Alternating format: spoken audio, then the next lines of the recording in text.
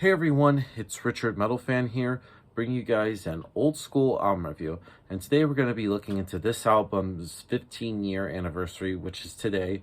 And as conceivable of the title, today we're going to be talking about Captain Morgan's Revenge by Alestorm. This is the band's debut album released on January 25th, 2008 through Napalm Records.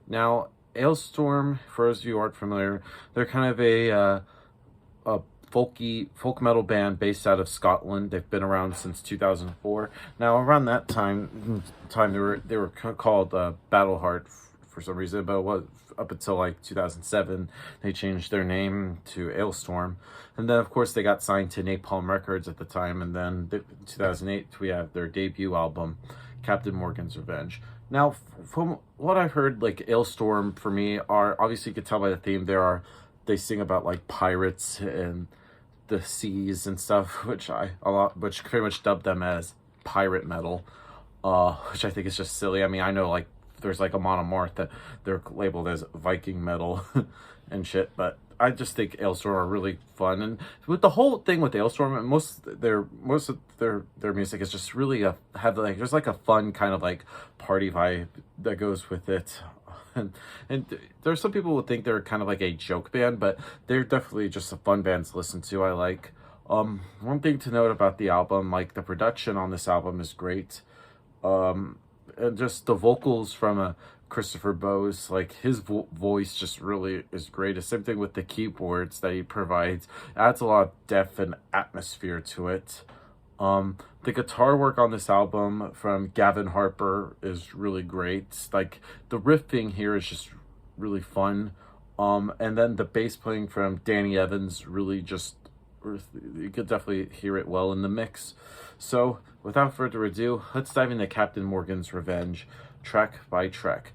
Now, the album starts off with a bang with Over the Seas. Now, it's really has an epic kind of like symphonic bang to it. It kind of reminds me of something like from Pirates of the Caribbean. It pretty much sets you up for an amazing adventure. And the lyrically on this album, you notice, are kind of cheesy, with the almost cliche kind of pirate stuff about searching for treasure. But this is kind of like a power metal band. The chorus has a very anthemic vibe to it, like "Over the seas we shall ride, searching for the treasures into the night." Has very fist pumping power. Overall, I just think it's a really good song, and I know like the "We shall ride" part is easy, but it just really works. And then next up is the title track, Captain Morgan's Revenge, and this is, in my opinion, the band's most popular song. It starts with a very intense intro that sounds very thrashy at times, before calming down and telling the story of the crew who mutinies but is cursed by their overthrown captain, saying that they will all soon die or worse. And I just think this musically, it's really great. It has a really long instrumental section that time seems a little bit tedious before the ending strong, and then the ending here is really great, and it has that very much symphonic sound, which once again sounds like something from Pirates of the Caribbean. Next song on the album is called Hunt Master. Now, this is a cheesy, kind of almost humorous song about a guy who seems to resemble kind of Jack Sparrow with some differences. Namely, the song's protagonist is framed while Jack suffers from mutiny.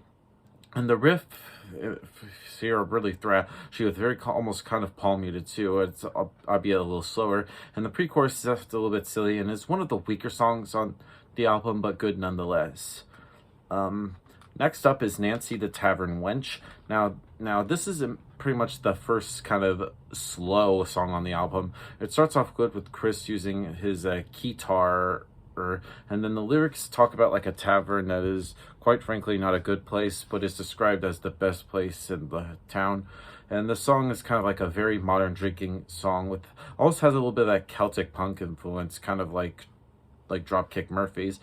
And the chorus really here is the best showcasing of that kind of influence.